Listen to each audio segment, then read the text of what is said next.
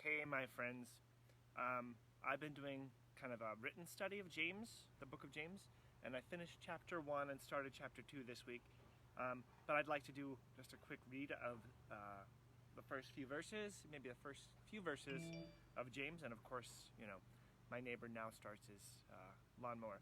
Anyhow, so it says in James chapter 2, I read from the Message just because it's a easier translation for me, and it brings some richness that I've not noticed all the time.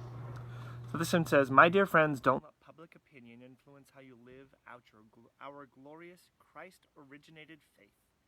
If a man enters your church wearing an expensive suit, and a street person wearing rags comes in right after him, and you say to the man in the suit, 'Sit here, sir, this is the best seat in the house,' and either ignore the street person or say, 'Better sit here in the back row,' haven't you segregated God's children and prove that you are judges who cannot be trusted?"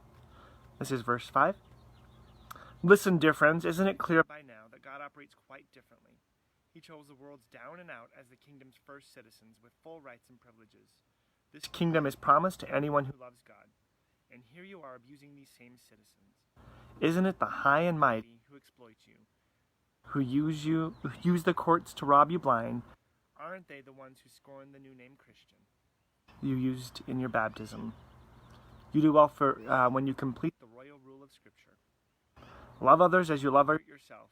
But if you play up these so-called important people, you go against the rule and stand convicted by it. You can't pick and choose in these things, specializing in keeping one or two things in God's law and ignoring others. The same God who says don't commit adultery also says don't murder. If you don't commit adultery, but go ahead and murder, do you think your non-adultery will cancel out your murder? No, you're a murderer, period." And then verse 12 and 13. "Talk and act like a person expecting to be judged by the rule that sets us free. For if you refuse to act kindly, you can hardly expect to be treated kindly. Kind mercy wins over harsh judgment every time." So I have been writing some devotions, and I talked about 1 through 4 the other day, and I was really struck by the idea of the possibility that I might be influenced on how I'm living out my faith by public opinion, and also just really having a judgmental spirit against certain people. And I've always struggled with having, honestly, in many of our church experiences, Heather and I have had many opportunities with people that we would say are just a little lower economic status, and I don't know how to say that in a very politically correct way, but they've struggled with the basic things that we've done well with in our life. And so but they always seem to gravitate towards us, and to be honest, I've had a kind of, not a judgmental spirit, but I've kind of bought into what's the American dream, or whatever they call it in the rest of the world, because I saw Mark, my friend, is watching as well, in the UK. But I wonder what that is, and I worry about my own ability to judge folks based on where they are financially or how they're doing in the meritocracy. I guess that's the woke term for it. Anyway, so then picking up in verse 7 of James chapter 2, it says, that, "Listen, dear friends, isn't it clear by now that God operates quite differently?"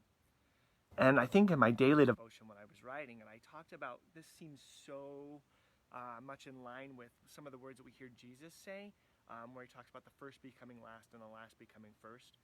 So if you look at this passage and you think about who the writer is, James, and many people don't really realize this, the James that wrote the book of James is Jesus' half-brother. So it's Mary and Joseph's one of Mary and Joseph's other sons. So for him to be able to talk about this idea that God sees people differently, and it really echoes Jesus' words, those are signs of authenticity, not only authenticity, but also like validity and truth that's hidden there, because this man who grew up with Jesus as his half-brother eventually chooses to call him Lord and sees him as divine. And that's a pretty big deal. It's kind of about verse 6 or 7 in James chapter 2. It says, "This kingdom is promised to anyone who loves God, and here you are abusing the same citizens." Wow. When we think about other humans as citizens of heaven, and God's creation, and ones that he's made in his image, that's pretty huge to me. And then I love this part that isn't it the high and mighty who exploit you, use the courts to rob you blind? Aren't they the ones who scorned the new name Christian, used in your baptisms?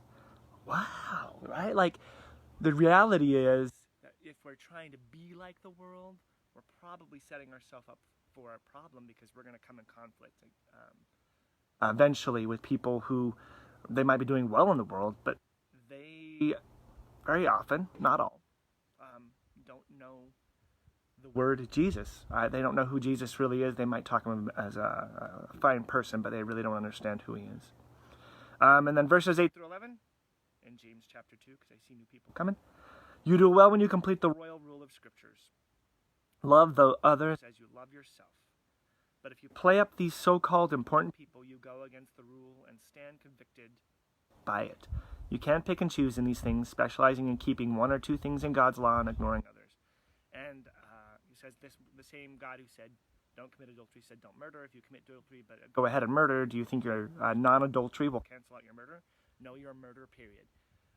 Wow, this is talking about moral equivalency. Like, I say sometimes that I didn't do this or that, or I'm not as bad as this person or that person, but according to the scripture, according to James, the half-brother of Jesus, he says it's all the same. There are no gradations of sin, there's no gradations of right or wrong, but it's all equivalent. We could all back it up, and that's what James is trying to do. He says in verse 8, you do well to complete the royal rule of Scripture, love others as you love yourself. And that makes me think of his brother, Jesus, who said, there are two commandments. The most important commandment is love God, and the second is like it, love others. And if you play around with the Greek, or look at how the Greek is, there's an equivalency, not a first and second. It's not a hierarchy, but they're very much the same. Loving God and loving others are the same command. And so when we don't love others, that's what James is saying, is when we don't love others, we're actually committing adultery. Or murder. And then finally in verses 12 through 13, this is where I really want to learn how to love people. Talk and act like a person expecting to be judged by the rule that sets us free. And that rule, to remind you, is what I just talked about, loving God and loving others. For if you refuse to act kindly, you can hardly expect to be treated kindly. Kind mercy wins over harsh judgment every time. Love it. So, this is when I talk a lot about being a person who understands and tries to see someone else's humanity, and presuming that other people are having just as hard a time as you are, and that maybe they're doing the very best they can at that moment. And that's hard for me. I don't always believe in people doing their very best every time. Anyway, that's all I got to say about that, and I will probably next week do James chapter 2, verses 14 through 17. I'd rather have a conversation with y'all, but that doesn't seem to work well with the technology, so peace out, friends. It is a beautiful day, and you can see I'm sitting on my deck with the trees in the background. It's phenomenal. Anyway, thanks for all of you that give me encouragement. I see you. I see your humanity. Have an awesome day.